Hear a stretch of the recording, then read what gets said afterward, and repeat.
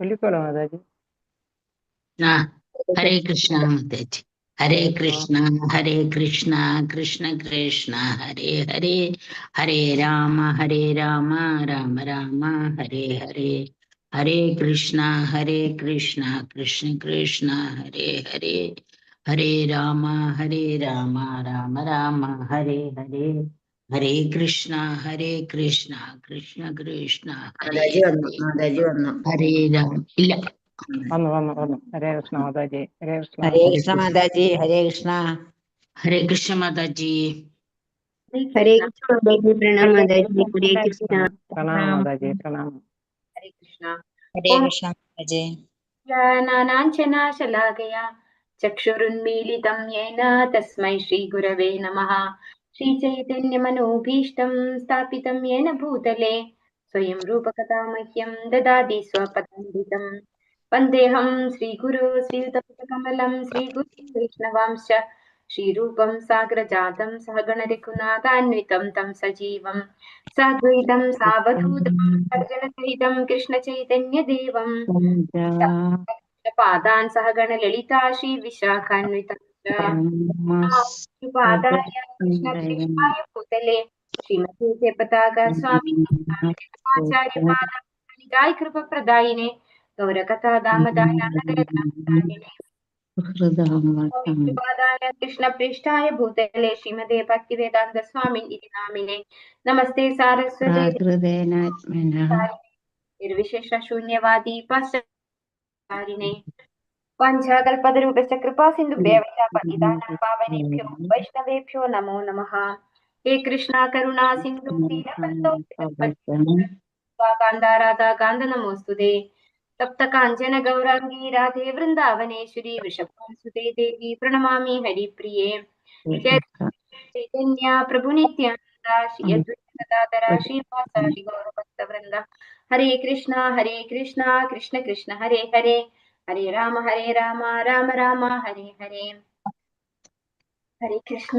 Shri Radha Govind Mandir ISKCON മംഗളൂരിന്റെ short Bhagavatam ക്ലാസ്സിലേക്ക് എല്ലാ ഭക്തന്മാർക്കും സ്വാഗതം. ഓം നമോ ഭഗവതേ വാസുദേവായ. ഓം നമോ ഭഗവതേ വാസുദേവായ. ഓം നമോ ഭഗവതേ വാസുദേവായ.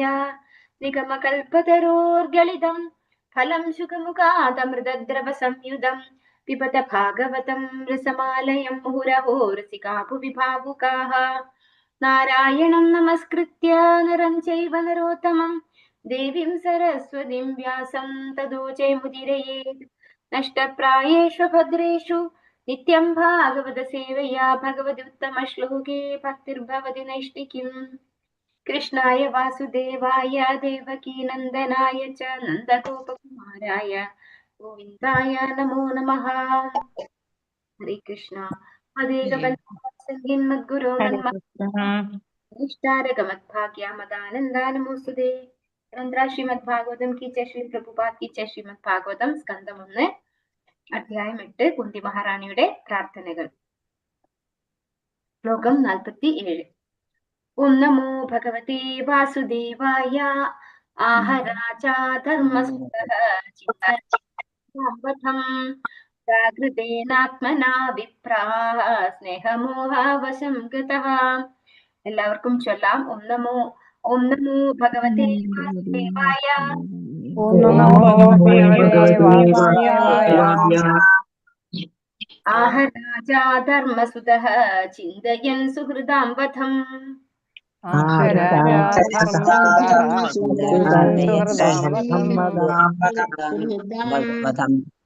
പ്രാകൃതേനാത്മനാ വിപ്രാഃ സ്നേഹമോഹവശം ഗതഃ.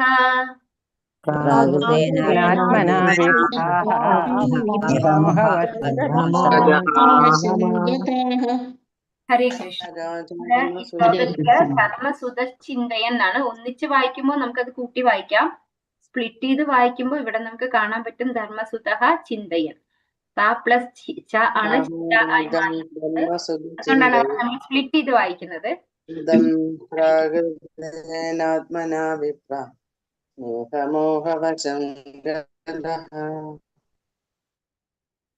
ഹരേ കൃഷ്ണ. ആഹ കഥിച്ചു രാജാവ് യുധിഷ്ഠിരൻ ധർമ്മസുതഃ ധർമ്മപുത്രൻ യമരാജാവിന്റെ പുത്രൻ ചിന്തിച്ചുകൊണ്ട് സുഹൃത്തുക്കളുടെ വധം പ്രാകൃതേന ഭൗതിക ഭാവനകളാൽ മാത്രം ആത്മന സ്വയം വിപ്രാഹ അല്ലയോ ബ്രാഹ്മണ സ്നേഹം വ്യാമോഹം വശപ്പെടുകയാൽ ഗതഃ പ്രാപിച്ച ശേഷം. വിവർത്തനം ഭാവാർത്ഥം എസ് ഭക്തി വേദാന്ത സ്വാമി പ്രഭുപാദ് കി ജയ്. ധർമ്മപുത്രനായ യുധിഷ്ഠിര രാജാവ് സുഹൃത്തുക്കളുടെ മരണത്താൽ ആമഗ്നനായി ഒരു സാധാരണ ഭൗതികവാദിയെ പോലെ അത്യന്തികം ദുഃഖിച്ചു. അല്ലയോ മുനിമാരെ, ഇപ്രകാരം സ്നേഹത്താൽ വ്യാമോഹിതനായ അദ്ദേഹം സംസാരിക്കുവാൻ ആരംഭിച്ചു. അപ്പോ നമ്മുടെ ഇവിടെയുള്ള കോണ്ടെക്സ്റ്റ്, ഭഗവാൻ ദ്വാരകയിലേക്ക് പോകാൻ നിൽക്കുകയാണ്. അപ്പോഴാണ് ഉത്തര വന്നു. പരീക്ഷിത് മഹാരാജാവ് ഉത്തരയുടെ ഗർഭത്തിലിരിക്കുന്ന ആ കുട്ടി, ഗർഭസ്ഥ ശിശുവിന്റെ നേരെ ആരാണ്? അശ്വത്ഥാമാവ് ബ്രഹ്മാസ്ത്രം പ്രയോഗിക്കുകയുണ്ടായി. അപ്പൊ അതിൽ നിന്ന് ഉത്തരയെ സംരക്ഷിച്ചു ഭഗവാൻ. അത് കഴിഞ്ഞ് കുന്തി മഹാറാണി ഭഗവാനെ സ്തുതിച്ചു, അല്ലെ, ഭഗവാൻ ഇവിടുന്ന് പോകരുത്, ഇനിയും ആപത്തുകൾ ഉണ്ടായിക്കോട്ടെ, ഭഗവാൻ കൂടെ ഉണ്ടെങ്കിൽ ആ ആപത്തൊന്നും നമുക്കൊരു ബുദ്ധിമുട്ടേ അല്ല, അത് സന്തോഷത്തോടെ സ്വീകരിക്കുന്നു എന്നാണ് കുന്തി മഹാറാണി പറഞ്ഞത്, അല്ലെ. പിന്നെ അവസാനം കുന്തി മഹാറാണിക്ക് തന്നെ തോന്നി, ഭഗവാൻ ദ്വാരകയിലേക്ക് പോകാൻ അനുവദിക്കാതെ ഭഗവാനെ ഇവിടെ തടഞ്ഞു വെച്ചാൽ ദ്വാരകയിലുള്ളവർക്കും ഭഗവാനെ വേണം, അല്ലെ. അപ്പൊ എനിക്ക് രണ്ട് കൂട്ടരോടുമുള്ള ആ ഒരു സ്നേഹപാശം ഇല്ലാതെയാക്കി തരണേന്ന് ഭഗവാനോട് പ്രാർത്ഥിച്ചു കുന്തി മഹാറാണി. ശേഷം ഭഗവാൻ ഒരു പുഞ്ചിരിയോട് കൂടി അവിടെ നിന്ന് പോയി, അല്ലെ. എന്നിട്ട് ഓരോരുത്തരോടും ഇവിടുന്ന് പോകുകയാണ്, അതായത് ഹസ്തിനപുരത്ത് നിന്ന് പോകുകയാണെന്ന് പറഞ്ഞ് യാത്ര പറയാൻ പോയി. യുധിഷ്ഠിര മഹാരാജാവിന്റെ അടുത്ത് എത്തി യാത്ര പറയുമ്പോ അദ്ദേഹത്തിന് ഭയങ്കര സങ്കടമായിരുന്നു, അല്ലെ. യുധിഷ്ഠിര മഹാരാജാവ്, നമുക്ക് ഈ ശ്ലോകം കൂടെ വായിക്കുമ്പോൾ നമുക്ക് മനസ്സിലാവും, അദ്ദേഹം കരയുക തന്നെയായിരുന്നു, അല്ലെ. അങ്ങനെ കരഞ്ഞുകൊണ്ട് ഭഗവാനോട് പോകരുതേ എന്ന് അഭ്യർത്ഥിച്ചു. അപ്പൊ അത്രയും സ്നേഹത്തോടു കൂടിയുള്ള ഭഗവാന്റെ ഭക്തന്മാരുടെ റിക്വസ്റ്റ് ഭഗവാൻ കേൾക്കും, അല്ലെ. അപ്പൊ ഭഗവാന് ചെറിയൊരു ഡ്യൂട്ടി കൂടെ അവിടെ ബാക്കി ഉണ്ടായിരുന്നു. അപ്പൊ അതുകൊണ്ട് എന്ത് ചെയ്തു, അദ്ദേഹം തടഞ്ഞു നിർത്തി യുധിഷ്ഠിര മഹാരാജാവ് എന്ന് പറയുന്നു, അല്ലെ. ഇനി ഇവിടെ പറയാണ്, യുധിഷ്ഠിര മഹാരാജാവ് സുഹൃത്തുക്കളുടെ മരണത്താൽ ആമഗ്നനായി. നമ്മൾ ഇതേ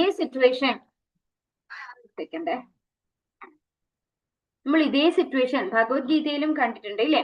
അർജുനൻ രണ്ട് സൈന്യത്തിന്റെയും മധ്യേ കൊണ്ടു നിർത്തൂ എന്ന് ധൈര്യത്തോടെ പറഞ്ഞതും ദ്രോണാചാര്യരെയും ഭീഷ്മാചാര്യരെയും കണ്ടപ്പോ ഇങ്ങനെയാണ് ഞാൻ എന്റെ സുഹൃത്തുക്കളെയും ബന്ധുക്കളെയും ഒക്കെ വധിക്കുക എന്ന് ചോദിച്ച് മോഹാലസ്യപ്പെട്ട്, അതായത് ആകെ തളർന്ന് തേരിലിരിപ്പായ ഒരു രംഗം നമ്മൾ കണ്ടിട്ടുണ്ടല്ലേ.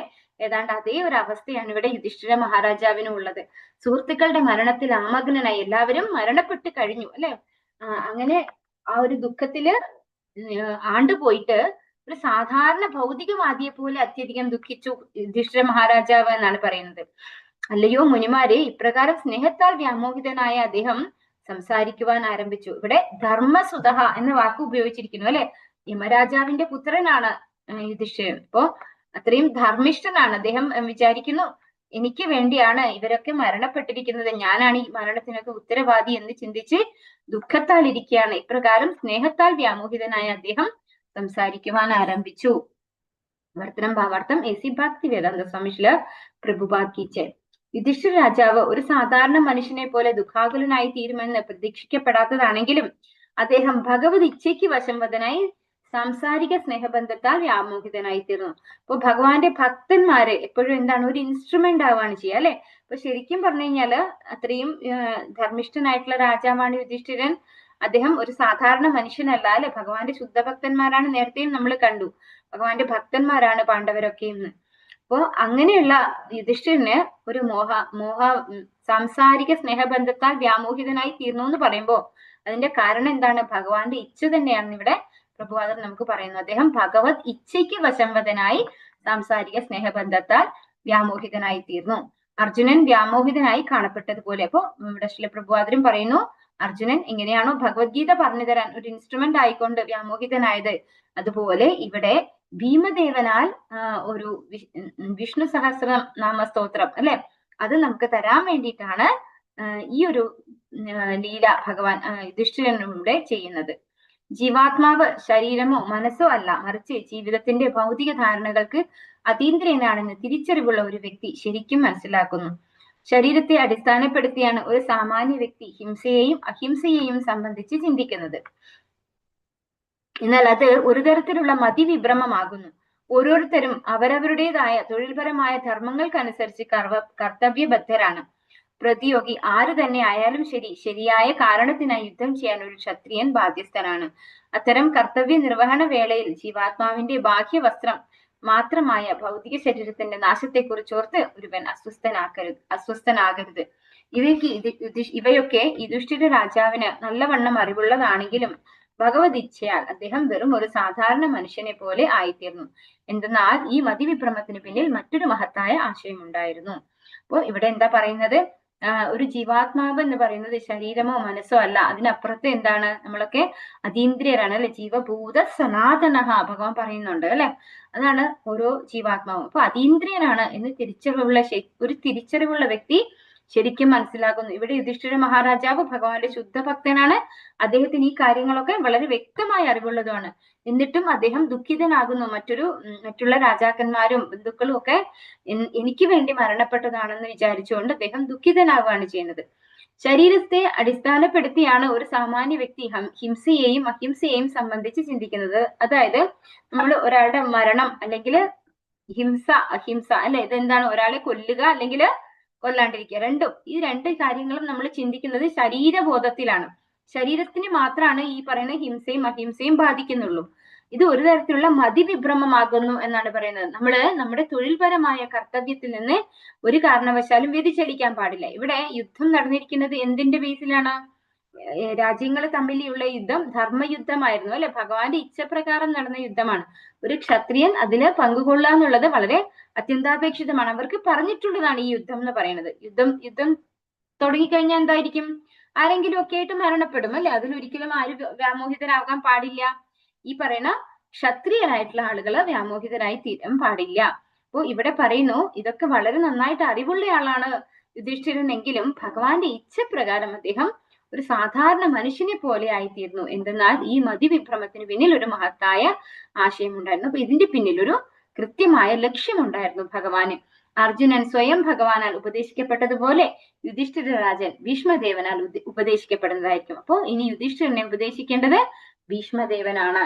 അതിനു വേണ്ടിയിട്ട് ഭഗവാനാൽ നിയുക്തമായിട്ടുള്ള ഒരു വ്യാമോഹമാണ് ഇവിടെ യുധിഷ്ഠിര മഹാരാജാവിന് സംഭവിച്ചിട്ടുള്ളത്. ഓം നമോ ഭഗവതി വാസുദേവായ. അഹോ മേ പശ്യതാജ്ഞാനം ഹൃതിരൂഢം ദുരാത്മനഃ പാരത്യസ്യൈവ ദേഹസ്യ ബാഹ്യോ മേ അക്ഷൗഹിണിർഹതാഃ. എല്ലാവർക്കും ചൊല്ലാം. ഓം നമോ ഭഗവതി വാസുദേവായ. ഓം നമോ ഭഗവതേ വാസുദേവായ. പശ്യതാജ്ഞാനം ഹൃതിരൂഢം ദുരാത്മനഃ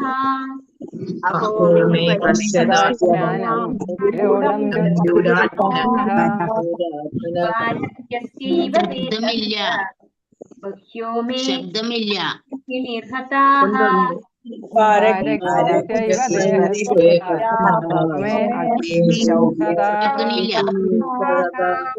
പറയുന്നത് കേൾക്കണില്ല. ഹരേ കൃഷ്ണ. കേൾക്കുന്നുണ്ട് മാതാജി, കേൾക്കുന്നുണ്ട്. അഹോ അഹോ മേ എന്റെ പശ്യത വീക്ഷിച്ചാലും അജ്ഞാനം അജ്ഞത. ശബ്ദമില്ല. ശബ്ദം കേൾക്കാത്തത്? ശബ്ദമുണ്ട് മാതാജി. ശബ്ദമില്ലല്ലോ. കേൾക്കുന്നുണ്ട്. അത് അവരുടെ നെറ്റിന്റെ തകരാറായിരിക്കും. നെറ്റിന്റെ പ്രശ്നമാവും മാതാജി. ഞങ്ങക്ക് കേൾക്കാണ്ട്. കുഴപ്പമില്ല, ഞാൻ എല്ലാരെയും മ്യൂട്ട് ചെയ്യുന്നുണ്ട്.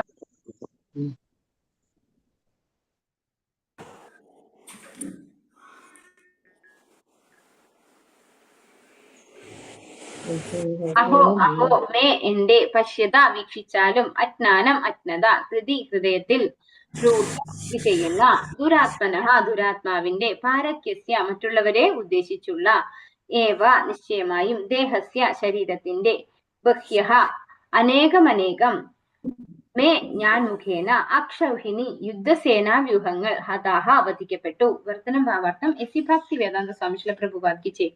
യുധിഷ്ഠിര രാജാവ് പറഞ്ഞു, അഹോ എന്റെ വിധി, ഏറ്റവും പാപിയായ മനുഷ്യനാണ് ഞാൻ. അജ്ഞാന നിർഭരമായ എന്റെ ഹൃദയത്തെ വീക്ഷിച്ചാലും ആത്യന്തികമായി മറ്റുള്ളവർക്കായുള്ള ഈ ശരീരം അനേകമനേകം അക്ഷൗഹിണികളെ വധിച്ചിരിക്കുന്നു. അപ്പോ യുധിഷ്ഠിര മഹാരാജാവ് വളരെ വ്യസനിച്ചുകൊണ്ട് പറയാണല്ലേ, എന്റെ വിധിയാണ്. ശബ്ദമില്ല, നമ്മൾക്ക് കേൾക്കണില്ല.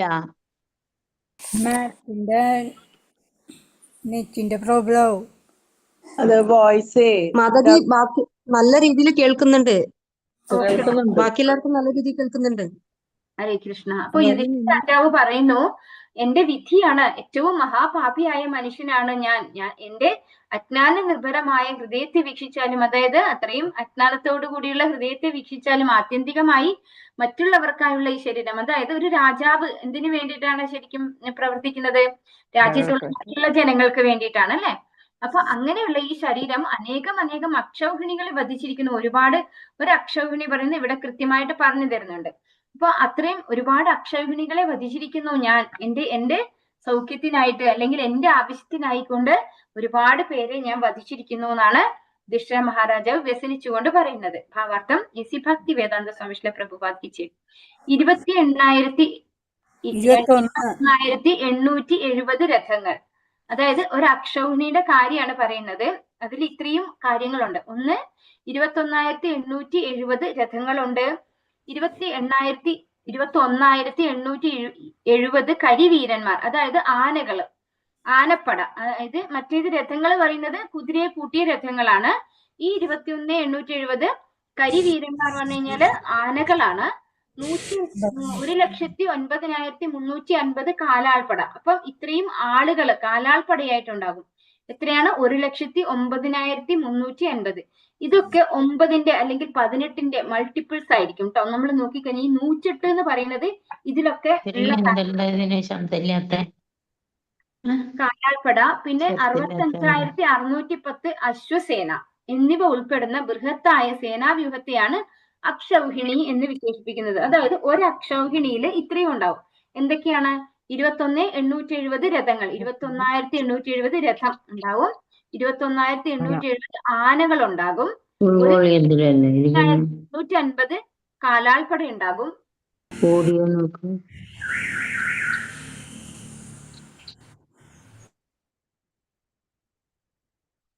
65,610 അശ്വസേന.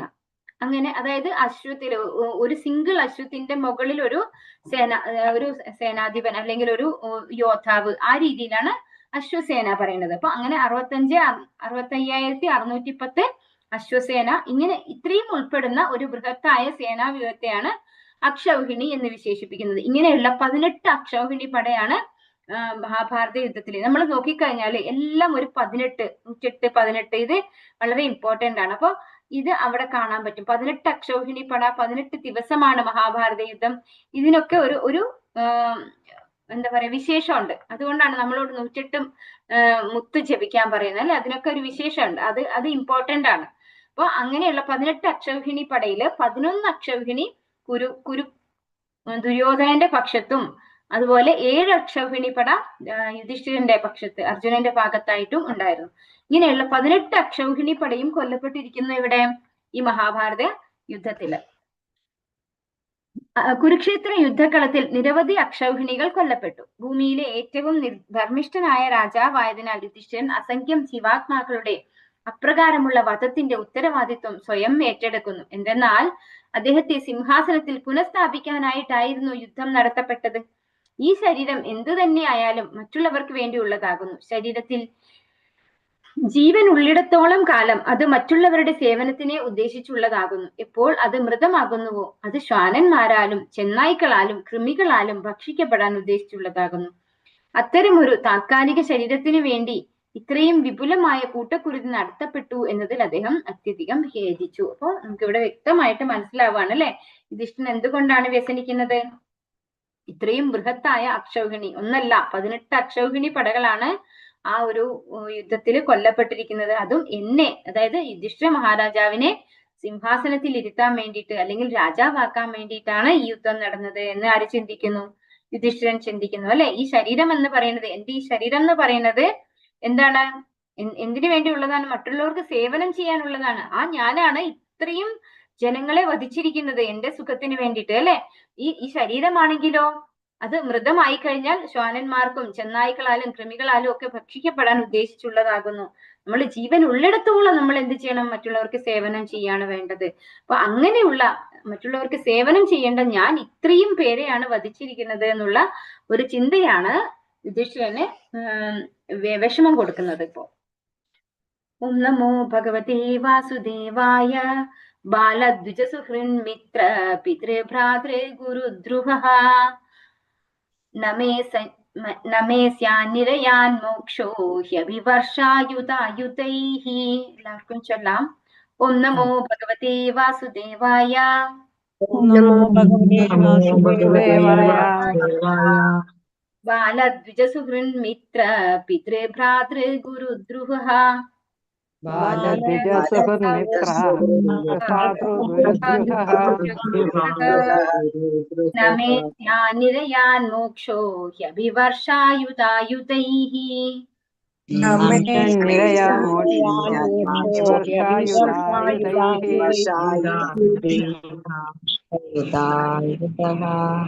ഹരേ കൃഷ്ണ. ബാലന്മാർ, ദ്വിജൻ സുഹൃത്ത് അഭ്യുദയകാംക്ഷികൾ, മിത്രങ്ങൾ, പിതൃ രക്ഷാകർത്താക്കൾ, ഭ്രാതാക്കൾ, ഗുരുക്കന്മാർ, ദ്രുഹ വധിച്ചവൻ, ന ഒരിക്കലും, മേ എന്റെ, സ്യാദുണ്ടാകും, നിരയാ നരകത്തിൽ നിന്ന്, മോക്ഷ മോചനം, ഹി നിശ്ചയമായും, അപ്പി എങ്കിൽ തന്നെയും, വർഷങ്ങൾ, അയുധ ദശലക്ഷങ്ങൾ, ആയുധൈഹി കൂട്ടിച്ചേർക്കപ്പെട്ടു. വർത്തനം ഭാവാർത്ഥം.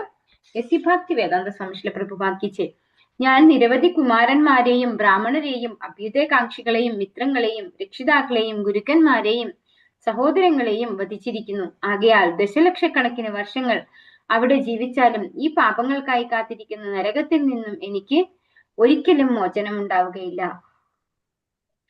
അപ്പോ യുധിഷ്ഠിരൻ പറയാൻ തുടങ്ങുകയാണ്, അല്ലെ, ഞാൻ ഇത്രയും കുമാരന്മാരെയും, അതായത് ഒരുപാട് കുട്ടികൾ, അല്ലെ, ബാലന്മാര്, പുരുഷ പ്രജയായിട്ടുള്ള എല്ലാവരും എവിടെ ഉണ്ടായിരുന്നു? ഈ യുദ്ധകളത്തിൽ ഉണ്ടായിരുന്നു എന്നാണ് പറയുന്നത്, അല്ലെ. ഒരുപാട് കുമാരന്മാരെ വധിച്ചിരിക്കുന്നു, ഒരുപാട് ബ്രാഹ്മണരെ വധിക്കപ്പെട്ടിരിക്കുന്നു. അഭ്യുദയകാംക്ഷികൾ എന്ന് പറഞ്ഞു കഴിഞ്ഞാൽ നമ്മുടെ വെൽവിഷേഴ്സ്, അല്ലെ, നമുക്ക് വേണ്ടി നല്ലത് വരണം എന്ന് ആഗ്രഹിക്കുന്ന ഒരുപാട് പേര് അവിടെ മരണപ്പെട്ടിരിക്കുന്നു.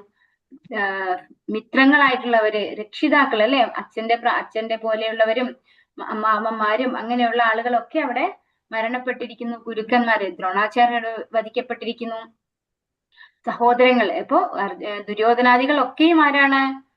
യുധിഷ്ഠിരന്റെ സഹോദരങ്ങളാണ്, അല്ലെ. സഹോദരങ്ങളെ ഒക്കെ ഞാൻ വധിച്ചിരിക്കുന്നു. ആകയാൽ ദശലക്ഷക്കണക്കിന് വർഷങ്ങൾ അവിടെ ജീവിച്ചാലും ഈ പാപങ്ങൾക്കായി കാത്തിരിക്കുന്ന നരകത്തിൽ നിന്നും എനിക്ക് ഒരിക്കലും മോചനം ഉണ്ടാവുകയില്ല. അപ്പോ എത്ര ലക്ഷക്കണക്കിന് വർഷം ഞാൻ ജീവിച്ചാലും ഈ പാപത്തിൽ നിന്ന് എനിക്ക് ഒരു മോചനം ഇല്ല, ഞാൻ നരകത്തിലേക്ക് പോകണം, അല്ലെ. അങ്ങനെയുള്ള ഒരു മഹാപാപിയാണ് ഞാൻ എന്ന് വിചാരിക്കുകയാണ് ഇവിടെ യുധിഷ്ഠിരൻ. ഭാവാർത്ഥം. ഇസി ഭക്തി വേദാന്ത സ്വാമി പ്രഭുപാദ് കി ജയ്. എപ്പോഴൊക്കെ യുദ്ധം ഉണ്ടാകുന്നുവോ അപ്പോഴൊക്കെ തീർച്ചയായും നിരപരാധികളായ നിരവധി ബാലകരും ബ്രാഹ്മണരും സ്ത്രീജനങ്ങളും ഒക്കെ കൂട്ടക്കൊല ചെയ്യപ്പെടുന്നു. അവരെ വധിക്കുന്നത് ഏറ്റവും വലിയ പാപമായി കരുതപ്പെടുന്നു. അവരൊക്കെ തന്നെ നിരപരാധികളാണ്. ഏത് സാഹചര്യത്തിലായാലും അവരുടെ വധം നിരുദ്ധമെന്ന് ശാസ്ത്രങ്ങളിൽ അനുശാസിക്കപ്പെടുന്നു. ഈ കൂട്ടക്കൊലയെ കുറിച്ച് മഹാരാജാവ് യുധിഷ്ഠിരൻ ബോധവാനാണ്. അതേപോലെ മിത്രങ്ങളും രക്ഷാകർത്താക്കളും ഗുരുക്കന്മാരും ഇരുപക്ഷത്തും ഉണ്ടായിരുന്നു. അവരെല്ലാം തന്നെ വധിക്കപ്പെട്ടു. അത്തരം വധത്തെക്കുറിച്ച് ചിന്തിക്കുന്നത് പോലും അദ്ദേഹത്തിന് അസഹ്യമായിരുന്നു. ആകയാൽ അദ്ദേഹം ലക്ഷം കോടി വർഷങ്ങൾ നരകത്തിൽ വസിക്കുന്നതിനെ കുറിച്ച് ചിന്തിച്ചു. ഇപ്പൊ യുധിഷ്ഠിരൻ ചിന്തിച്ചത് എന്താണ്? ഇവിടെ ശ്രീ പ്രഭുപാദര് പറയുന്നു, യുദ്ധം എപ്പോഴൊക്കെ ഉണ്ടാകുന്നു അപ്പോഴൊക്കെ അവിടെ ആരൊക്കെ കൊല്ലപ്പെടും? ബാലന്മാര്, ബ്രാഹ്മണര്, ഇങ്ങനെയുള്ള സ്ത്രീജനങ്ങൾ, ഇവരൊക്കെ കൂട്ടക്കൊല ചെയ്യപ്പെടുകയാണ് ചെയ്യുന്നത്. അത് ഒരു വലിയ മഹാപാപമായിട്ട് ഇവിടെ ധർമ്മപുത്രനായിട്ടുള്ള, അല്ലെങ്കിൽ യമരാജന്റെ പുത്രനായിട്ടുള്ള യുധിഷ്ഠിരൻ കരുതുന്നു. ഏത് സാഹചര്യത്തിലായാലും അവരുടെ വധം നിരുദ്ധം എന്ന് ശാസ്ത്രങ്ങൾ അനുശാസിക്കുന്നു. അപ്പൊ ഇങ്ങനെ ഒരു കൂട്ടക്കൊലയെ കുറിച്ച് യുധിഷ്ഠിരൻ ബോധവാനാണ്. അതുകൊണ്ട് തന്നെ തന്റെ മിത്രങ്ങളും സുഹൃത്തുക്കളും രക്ഷാകർത്താക്കളും ഗുരുക്കന്മാരും ഒക്കെ ഇവിടെ മരണപ്പെട്ടതിനെ കുറിച്ച് ഓർത്ത് അദ്ദേഹം വേദനിക്കുന്നു. അദ്ദേഹം കോടി വർഷങ്ങൾ നരകത്തിൽ വസിക്കുന്നതിനെ കുറിച്ച് ചിന്തിച്ചു എന്നാണ് പറയുന്നത്. സ്വതവേ എന്താ ചെയ്യാ, എല്ലാവരും കിട്ടിയ രാജപദവിയാണെങ്കിൽ ഒരുപാട് വർഷങ്ങള് അവര് അജ്ഞാതവാസം ചെയ്തു. അതുപോലെ പലതരത്തിൽ അവര് ബുദ്ധിമുട്ടിക്കപ്പെട്ടു, അല്ലെ, ദുര്യോധനാൽ. അപ്പൊ അവർ സന്തോഷിക്കുകയാണ് ചെയ്യുക. പക്ഷെ ഇവിടെ ധർമ്മപുത്രന്റെ അല്ലെങ്കിൽ ധർമ്മരാജാവിന്റെ പുത്രനായിട്ടുള്ള യുധിഷ്ഠിരൻ വ്യസനിക്കുകയാണ് ചെയ്യുന്നത്. ഞാൻ കാരണം എല്ലാവരും കൊല്ലപ്പെട്ടു എന്ന് ചിന്തിച്ചുകൊണ്ട്. ഓം നമോ ഭഗവതേ വാസുദേവായ നൈനോ രാജ്ഞ പ്രജാപർത്തുഃ ധർമ്മയുദ്ധേ വധു ദ്വിഷാം इति मे न तु बोधाय कल्पते शासनं वचः. എല്ലാവർക്കും ചൊല്ലാം. ഓം നമോ ഭഗവതേ വാസുദേവായ. ഓം നമോ ഭഗവതേ വാസുദേവായ. ദേവാസുദേവായ നൈനോ രാജ്ഞഃ പ്രജാ ഭർത്തുഃ ധർമ്മയുദ്ധേ വദോ ദ്വിഷാം. നൈനോ രാജപ്രജാ വധോ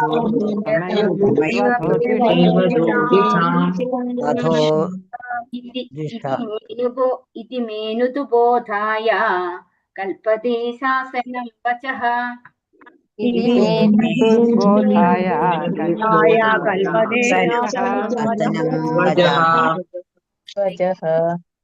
ന ഒരിക്കലും ഏനഹ പാപങ്ങൾ രാജ്ഞഃ രാജാവിന്റെ പ്രജാഭർത്തുഹു പ്രജാപരിപാലനത്തിൽ നിരതനായ ഒരുവൻ ധർമ്മ ശരിയായ കാരണത്തിൽ വധം ദ്വിഷാം ശത്രുക്കളുടെ ഇതി ഇവയെല്ലാം മേ എനിക്കായി ന ഒരിക്കലും തു എന്നാൽ ബോധായ സംതൃപ്തിക്കായി കൽപ്പതെ അവ ഭരണനിർവഹണത്തിനായി കൽപ്പിക്കപ്പെട്ടവയാണ്. ശാസനം അനുശാസനം വചഹ വചനങ്ങൾ. വർത്തന ഭാവാർത്ഥം എസ് ഭക്തി വേദാന്ത സ്വാമി പ്രഭുപാദിച്ച്. പ്രജാപരിപാലനത്തിൽ നിരതനായ രാജാവ് ശരിയായ കാരണത്തിനായി വധം ചെയ്യുകയാണെങ്കിൽ അതിലൊരിക്കലും പാപമില്ല. എന്നാൽ ഈ അനുശാസനം എനിക്ക് ബാധകമല്ല. അപ്പോ യുദ്ധത്തിന്റെ നീതി അറിയാണ്ടല്ല അല്ലെ, യുധിഷ്ഠിര മഹാരാജാവ് പറയാണ്, പ്രജാപരിപാലനത്തിൽ നിരതനായ രാജാവ് ശരിയായ കാരണത്തിനായി വധം ചെയ്യുകയാണെങ്കിൽ അതിലൊരിക്കലും പാപമില്ല. അതായത് ഒരു രാജാവ് യഥാർത്ഥത്തില് ശരിയായ ഒരു രീതിയിൽ അല്ലെങ്കിൽ ശരിയായ ഒരു കാരണത്തിനായിക്കൊണ്ട് ഒരു യുദ്ധം ചെയ്യുകയോ ആരെങ്കിലും കൊല്ലപ്പെടുകയോ ചെയ്യുന്നതില് പാപമൊന്നുമില്ല. പക്ഷെ ഈ അനുശാസനം എനിക്ക് ബാധകമല്ല. അതായത് ഞാൻ അങ്ങനെ ഒരു ശരിയായ കാരണത്തിനായിക്കൊണ്ടല്ല ഈ വധം ചെയ്തതെന്ന് ചിന്തിക്കുന്നു ആര്? യുധിഷ്ഠിരൻ ചിന്തിക്കുന്നു. നമ്മൾ നേരത്തെ കണ്ടു, യുധിഷ്ഠിരൻ പറയുന്നുണ്ട് ദുര്യോധനൻ നല്ലൊരു രാജാവായിരുന്നു, അദ്ദേഹത്തിന്റെ രാജ്യഭരണത്തിൽ ഒരു തെറ്റുമില്ല. പക്ഷെ അദ്ദേഹം അനീതി മുഴുവൻ ചെയ്തിട്ടുള്ളത് ആരോടാണ്? ഈ പഞ്ചപാണ്ഡവന്മാരോട് തന്നെയാണ് ദുര്യോധനൻ അനീതി കൂടുതലും ചെയ്തിട്ടുള്ളത്. അപ്പൊ അത്രയും അനീതികള് സ്വന്തം കുടുംബത്തിൽ ചെയ്യുന്ന ഒരാൾക്ക് ഒരു നല്ല രാജാവാകാൻ യോഗ്യതയില്ല എന്ന് ഭഗവാൻ തീരുമാനിച്ചാൽ പുറത്തു പോയേ പറ്റൂ അല്ലെ? അതാണ് ഇവിടെ സംഭവിച്ചിട്ടുള്ളത്. അപ്പൊ ഇവിടെ യുധിഷ്ഠിരൻ അത് അറിയാഞ്ഞിട്ടല്ല, പക്ഷെ ഭഗവാനാൽ യുധിഷ്ഠിരൻ വ്യാമോഹിപ്പിക്കപ്പെട്ടു എന്ന് കണ്ടു.